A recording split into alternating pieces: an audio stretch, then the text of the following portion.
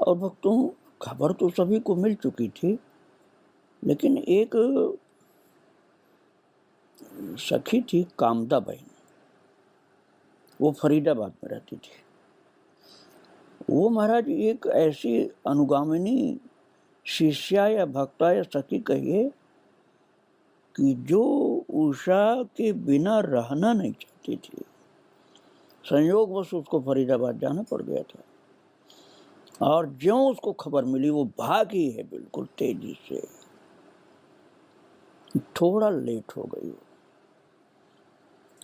उषा जी का शरीर बड़े भाव से, आदर से, कीर्तन की गूंज के साथ लेकर के सखियां पहुंची यमुना पुलिन पर, और एक नाव में उनको विराजमान किया गया, बहुत प्रेम से बैठाया गया था।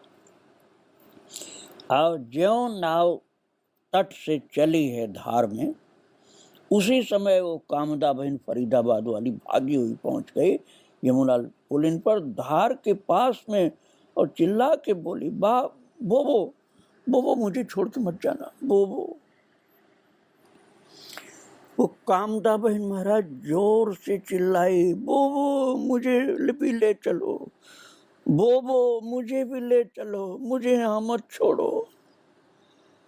और महाराज बोबो का शरीर तो उनको बैठा करके लिया जा रहा था नाव में, धारा में, क्योंकि धारा में ही उनको यमुना मैया की गोद में पहुंचाना था, पूर्व निश्चित था ये।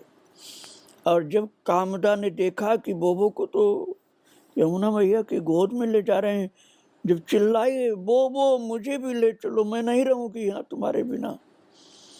महाराज 2-3 बार बोली हैं, और यमुना जी की रेती में कामदा बहन बैठ गई, और हृदय की धड़कन बंद हो गई। उस महान गुरु भक्ता का शरीर वहीं लुढ़क गया,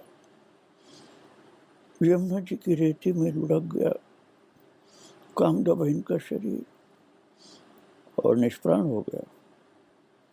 सच्ची अनुगामिनी हो गई उषा जी की वो।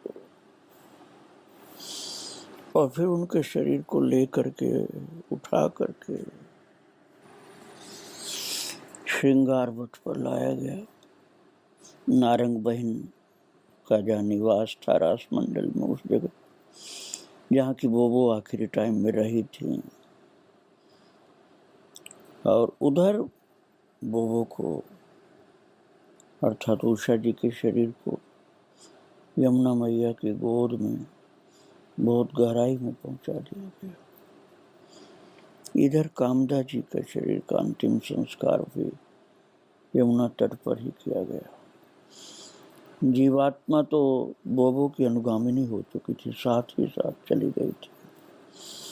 इन दोनों सखियों को कन्हैया ने हाथ पसार करके स्वीकार किया है, बड़े प्यार से छाती से लगा लिया है। प्रभु ने इन दोनों दिव्य जीवात्माओं को, महान जीव, जितने दिन प्रभु की आज्ञा थी उतने दिन के लिए आई थी, फिर प्रभु के पास चली गई।